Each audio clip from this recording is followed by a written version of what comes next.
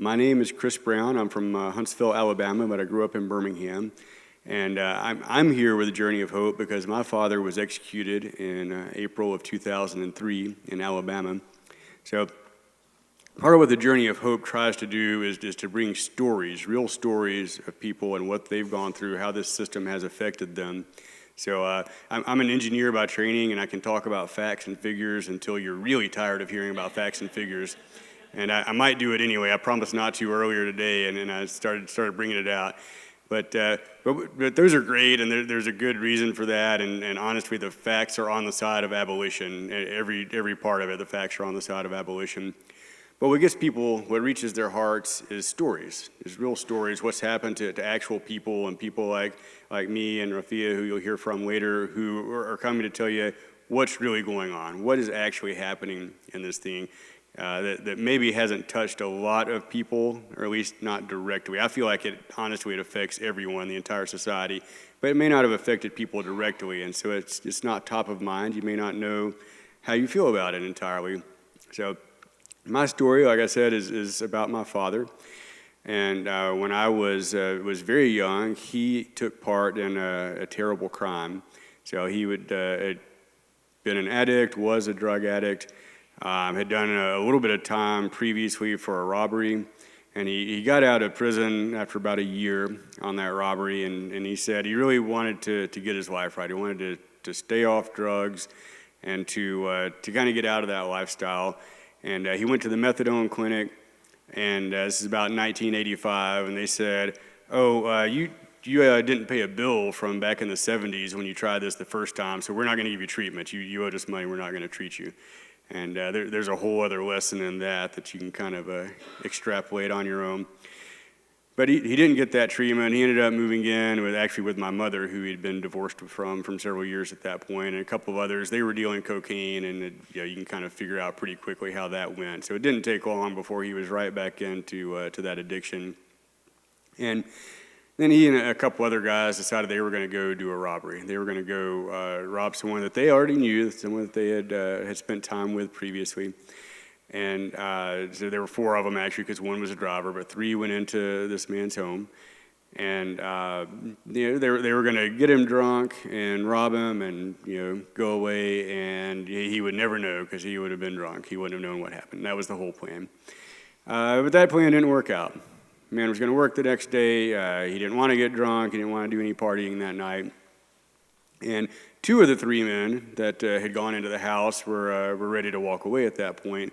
But the third man, the kind of the ringleader, the dominating personality, to use the term that's common in legal language, was not satisfied with that outcome, and he pushed it into a situation of violence. So my father was part of it. My father did physically attack the man under direction from this dominating personality, under threat, in fact, from this dominating personality. And then the third man, who was a little bit younger, actually killed this victim. So, of the three of them, they only took a couple of days for them to get caught, for all of them to get caught. They were addicts. They were.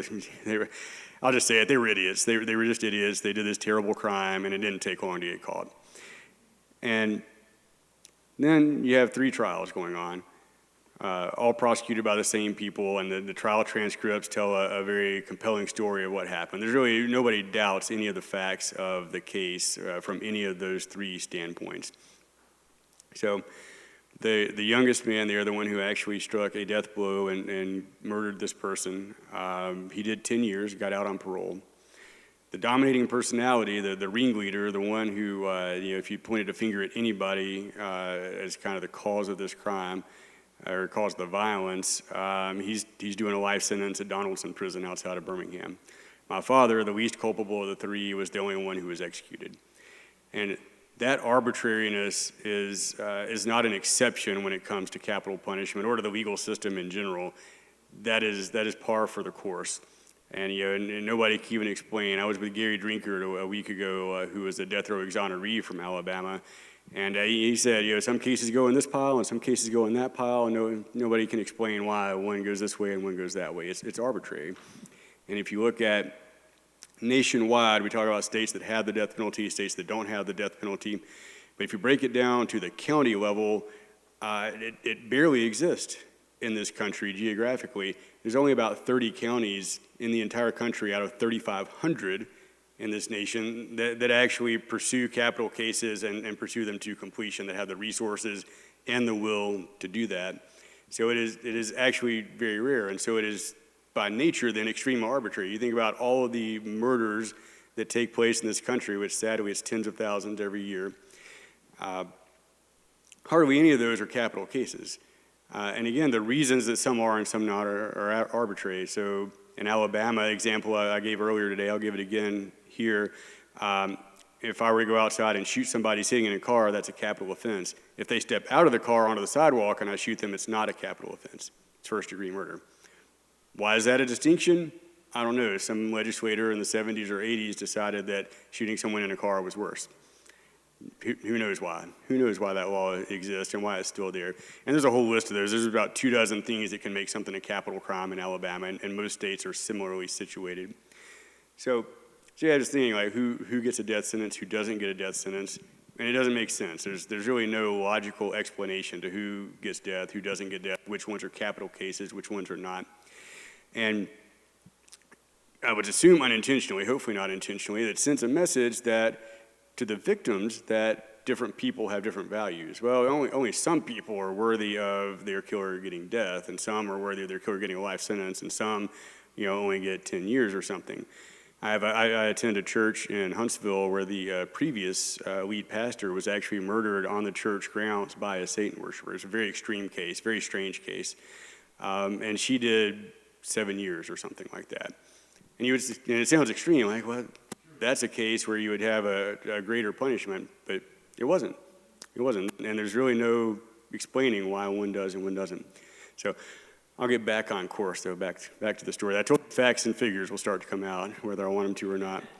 So my dad goes to Jefferson County Jail. He's waiting on trial, and they actually offered him a plea deal for a life sentence originally, and he said, well, I didn't kill anybody, and they know I didn't kill anybody, so why would I take a life sentence? I'll go before a jury before I take that. Obviously, he didn't know how that was going to turn out. It ended up being the worst case, as it turned out. So, but he was in prison, in jail, excuse me. And while he was in jail awaiting trial, it so happened that my birth mother got pulled over and got arrested for the very first time for a possession of marijuana charge, first time offense. And the prosecutor said, you're going to testify against your ex-husband, or we're going to give you the harshest possible penalty.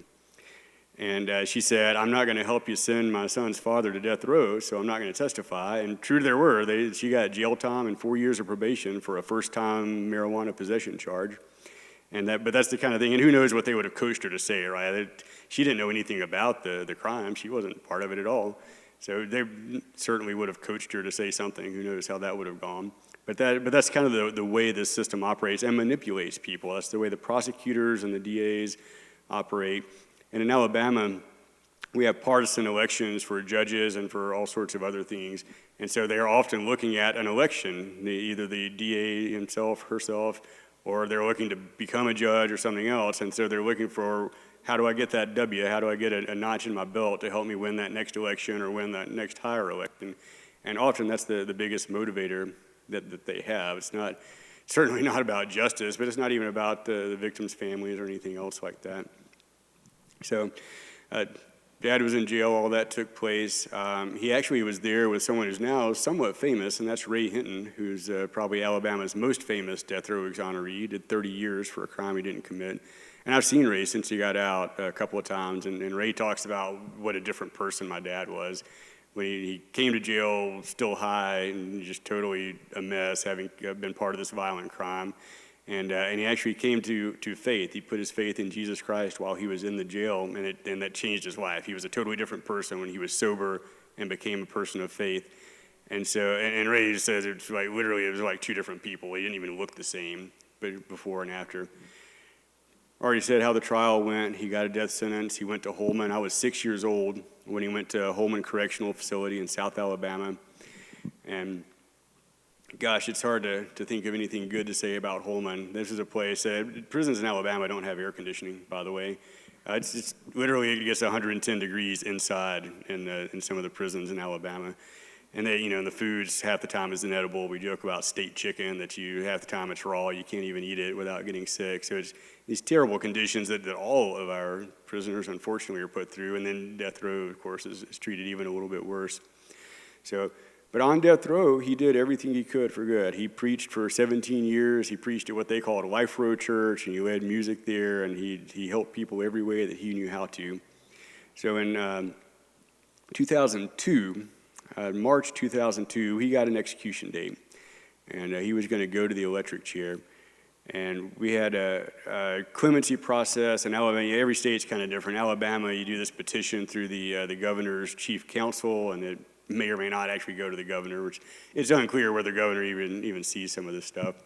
So we were under Governor Don Siegelman, who interestingly now has recently kind of come out completely against the death penalty. It was a very long process for him. I hope he's sincere in that, but he did time himself on fraud charges, and he really seems to have come out of prison a different person. So, but Siegelman was the governor. We were convinced that he was actually going to grant clemency, but he waited to see what the courts would do, and as it turned out, we got a stay from the Supreme Court, an Eighth Amendment stay, because it was the electric chair, and they were saying that was cruel and unusual, which it was. So 7 hours before the time at which he was going to be executed, we got the word that there was a stay. So you talk about an emotional roller coaster ride. Like, it's like we got a date. We're going to do this clemency process. We're on that day visiting with him. And it turned out we were singing an old spiritual called "Ain't Got Time to Die" at the exact moment the Supreme Court was handing down that stay. So we got another year with him, but we got a new governor, and we got a new attorney general, and then we got lethal injection. So they said, well, the Supreme Court stay was based on execution method. So now we have this new, completely humane method, because we have this myth that there's a humane way to murder people. And there's not. There is no humane way to murder people. It's not possible. So we had lethal injection, and my dad became the second person in Alabama that faced lethal injection. So that time, new governor, new legal counsel, new process, and they actually put together a clemency hearing. So we went to Montgomery, some family members, some clergy members. We even had a former chaplain from Holman who had never gone up on behalf of an inmate before and did that for the first time. And we all went to Montgomery, and we thought going into it that we were going just to plead for mercy, and that was the only point of this thing and how the whole thing was going to work. And as it turned out, we got into the room, and there was one of the original prosecutors that they had brought in, and it was actually kind of an adversarial thing. So it was we were going to speak, and then the prosecutor was going to do his thing. And they also had a victim rights advocate. The victim had no known family, so they brought in somebody to kind of like stand in for the family. And in the end, she was so appalled by what she had seen that she didn't even speak. They asked her to say something, and she looked down and waved them off. She wouldn't even say anything in the proceedings. But we said our part. The family all spoke, and we all. It's that unenviable position, right? You're basically, I'm there begging for my father's life. It's like there's the people who could actually decide not to kill him are present, or at least their representatives are, and you're kind of just begging and hoping they have some shred of humanity. But then the prosecutor stands up, and he does it. It's like a bad episode of Perry Mason or something. It's like this bad courtroom drama. And he starts launching into this whole spiel. I won't repeat some of the stuff he said. And then he gets out. He had this folder with him, and I thought he just had notes with him. It turned out he had crime scene photos, which I had never seen and didn't want to see. And he throws them on the table and spreads them out, and they like dramatically slide across this conference table of this bloody crime scene. And for dramatic effect, it's almost like you were looking to see where the cameras were, the way this guy was acting. But he had this whole dramatic thing that he put us through, and it was an absolute circus. It just made a mockery of us. It made a mockery of justice. And in the end, what we found out was that the governor never saw any of this stuff. There was never any intention by anybody for there to be clemency. It wasn't even really on the table. This was a show that was put on for the benefit of others at our expense. And that is exactly how the state and this system treats people. And honestly, it's how they treat victim families too, because they don't really care anything about the victims' families either. They care about notching a W and getting their next victory. So we got to execution day and spent some time with my dad, sang songs and talked and did what we could. And eventually the corrections officers come in and say, it's time. And so, he stands up, we hug, we say, I love you, and he walks off. And it's the last time I saw him. And he goes back to the death cell with his spiritual advisor, who was an old Mennonite pastor. That South Alabama, there's a lot of Mennonite community there, and they're very active in prison ministry. So they went to the death cell, they talked, they read some from the book of Jude in the New Testament, and then the officers came to the death cell and said, it's time. And the last thing my dad did on this earth as they walked him from the death cell to the execution chamber was to share his faith with the corrections officers who were taking him to kill him. And they strapped him to a gurney, and the last thing he said from the gurney was, forgive them. And that's who they killed on April the 24th, 2003. They did not kill the drug addict from 1985. They killed the man of faith who was a positive influence on everybody. And this system has a finality that you can't overcome, and it denies the fact that we can all be redeemed, that we can all change, that none of us are the worst thing we ever did. We're all more than the worst thing we ever did, to quote Brian Stevenson. And this system denies that completely, and it has a finality that we can't escape. So, I mentioned Ray Hinton earlier. Ray will tell you there are 5 people on Alabama's death row right now that he's absolutely sure are innocent, and several more he has a lot of questions about. And I would think even if someone believed in the death penalty, they would think that killing innocent people was too much, that much risk was unacceptable. And I'm going to ask you to indulge me for another minute here, because I want to talk about the atrocity that took place in Alabama a week ago Thursday with a guy named Kenny Smith. So I knew Kenny. Alabama has big open visiting rooms in their prisons, so you can kind of see other people as you're there and visiting and going to the vending machines and all those things. And so I knew Kenny. I knew Kenny was an artist, a really talented artist. Kenny loved music. He and I would talk about music most of the time when I would see him. And Kenny sent me a sympathy card after my dad was killed. And then all of the guys on Life Road Church there recorded eulogies and recorded themselves singing Amazing Grace. And Kenny was one of those voices, and I've still got that tape. So, but that's who Alabama tortured to death last week. And they promised that he would take a couple of breaths and that would be it. It would be so humane. But as I said, there's no humane way to murder someone. And it took 22 minutes, which we all know now, which the state still denies. And the very next day, Governor Ivey, who famously a few years ago said that all life is sacred in Alabama, I'm not sure what she meant by that, because it apparently doesn't use the words the way I do. The next day, she made a statement about Holocaust Remembrance Day. And I said, how ironic that you're saying this the day after you personally revived the practice of gassing people to death. And it's like nobody sees the problem here. Nobody sees kind of the irony, the dark irony in that. So they killed Kenny Smith a week ago Thursday. It was absolutely torture. Everyone who witnessed it saw that. And most interestingly, the son of the victim who was there was a piece in the New York Times just a couple of days ago where they interviewed him, and he talked about how horrific it was. So you talk about the victims, this is supposedly going to give them closure or whatever words they use, but that's a myth. That's a lie that DAs tell people so that they can get the outcomes they want. And so this guy waited for 35 years to see Kenny Smith put to death, and what he was left with was this haunting image of someone tortured to death that he said he will be traumatized by forever. That's what he got out of it, not closure, not anything else, not any benefit. It didn't help his family in any way. It didn't help anybody. It didn't help the state. Nobody is safer because of it. And that's the lie of the death penalty. We're killing people in all of our names. If you're a citizen of one of those states, people are being killed in our name, and for no benefit, for no net positive, and at tremendous cost in every way. And ultimately, it's a trauma that covers all of society. It's part of our culture of violence. It is our government saying violence is an acceptable solution to problems. It's okay to kill people that you have a problem with. That's literally the message they send. And it traumatizes all of us. It impacts all of us. It impacts the entire culture. So thank you for listening, and I'll turn it over to our next speaker.